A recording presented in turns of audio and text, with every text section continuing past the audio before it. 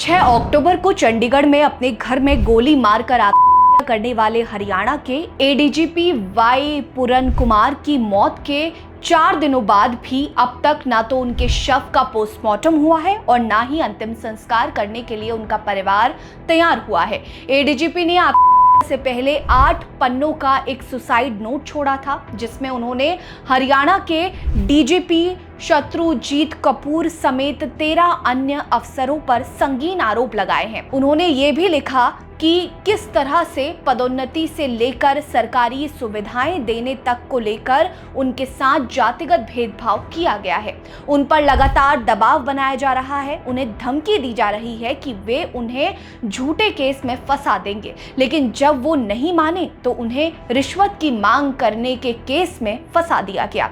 नमस्कार, मेरा नाम है रीटा। आज की इस वीडियो में मैं आपको बताऊंगी इस पूरे केस के बारे में और कैसे आज भी चाहे आप कितने भी बड़े पद पर बैठे हों, दलित उत्पीड़न आपके साथ होगा अगर आप बहुजन समाज, दलित समाज से ताल्लुक रखते हैं। तो कहानी सुनते हैं और इस पर अपनी राय आप जरूर रखिएगा। एडीजीपी वाई पूरन कुमार की के वक्त उनकी पत्नी और आईएएस अधिकारी अमनीत पी कुमार हरियाणा के सीएम नायाब सिंह सैनी के साथ जापान दौरे पर गई हुई थी, लेकिन इस खबर के सामने आने के बाद वो तुरंत वापस लौटी। हैरानी की बात तो ये है कि सुसाइड नोट में सभी आरोपी अधिकारियों के नाम साफ साफ दिए गए हैं, लेकिन फिर भी करीब करीब 2 दिन बीत जाने के बाद उनके खिलाफ एफआईआर तक दर्ज नहीं की गई। इतना बड़ा अधिकारी खुदकुशी कर लेता है, अपनी आप बीती कहते हुए सुसाइड नोट लिखता है, लेकिन फिर भी कुछ ऊंचे पदों के अधिकारियों के कारण उसका मामला तक दर्ज नहीं हो पाता। अब पूरा परिवार कुछ मांगे कर रहा है। एडीजीपी वाई पूरन कुमार की के बाद उनका पूरा परिवार सदमे में है। आईएएस पत्नी है, लेकिन फिर भी न्याय के लिए एक आम नागरिक की तरह गुहार लगा रही हैं। अमनीत पी कुमार ने सीएम नायाब सिंह सैनी को चिट्ठी लिखकर गुहार लगाई है कि उनके पति के दोषियों के खिलाफ कार्रवाई हो, जिम्मेदार पुलिस वाले निलंबित हो।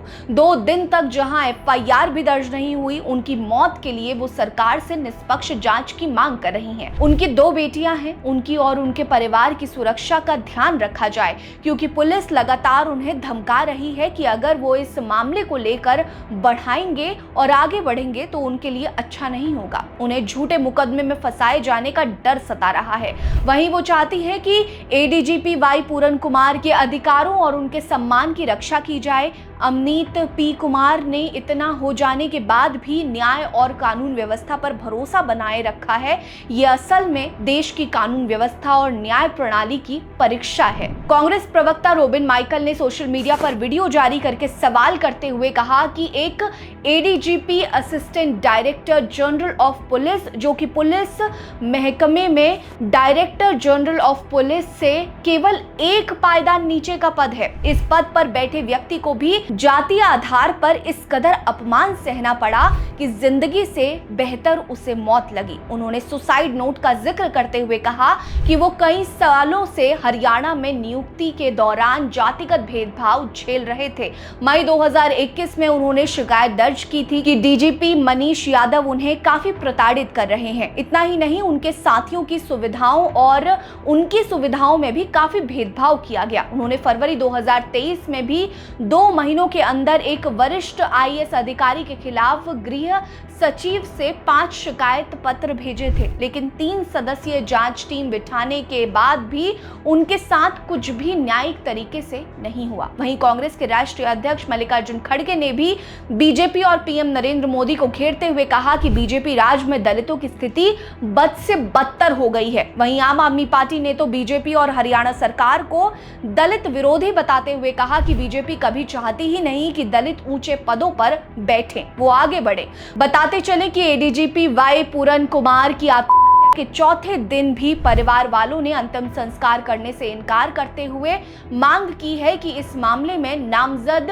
डीजीपी शत्रुजीत कपूर और रोहतक एसपी नरेंद्र विजारनिया की गिरफ्तारी होने तक वो पोस्टमार्टम की भी इजाजत नहीं देंगी। इस मामले को तूल पकड़ता देखकर अब चंडीगढ़ पुलिस ने एक 6 सदस्य वाली स्पेशल टास्क फोर्स का गठन किया है, जिसके इंचार्ज आईजी पुष्पेंद्र कुमार रहेंगे। इस टीम में SSP Kanwardeep Kaur, SP city के AM Priyanka, DSP Charanjit Singh Virk, DSP Gurjeet Kaur और सेक्टर 11 थाना एसएचओ जयवीर राणा को शामिल किया गया है। हालांकि आरोपी पुलिस वालों के खिलाफ के लिए उकसाने का और SC/ST एक्ट के तहत मामला दर्ज कर लिया गया है। उन्हें जल्द ही तलब किया जा सकता है। ADGP वाई पूरन कुमार की मौत के बाद हुए खुलासे के बाद कई परतें खुलनी बाकी हैं। ऐसे में देखना यह होगा कि इस सच के सामने आने के बाद पुलिस महकमे में और कौन सा काला सच सामने निकल कर आता है। आप इस मुद्दे पर क्या सोचते हैं, हमें बताइए। हमने पहले भी इस मुद्दे पर एक वीडियो बनाया है जिसमें बताया है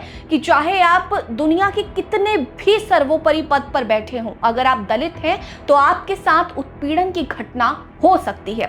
ऐसे ही कुछ अधिकारियों का वीडियो हमने बनाया है, 5 ऐसे IPS ऑफिसर जिनके साथ ऐसी घटनाएं हुई हैं, जिनके साथ ऐसा भेदभाव, जातिगत भेदभाव हुआ है, जो उन्होंने एक अच्छे पद पर रहते हुए झेला है। उस वीडियो को जरूर देखिएगा, डिस्क्रिप्शन में डाल दिया है। वीडियो लाइक करिए, अपनी राय कमेंट सेक्शन में दीजिए, हमारे साथ बने रहिए। नमस्कार।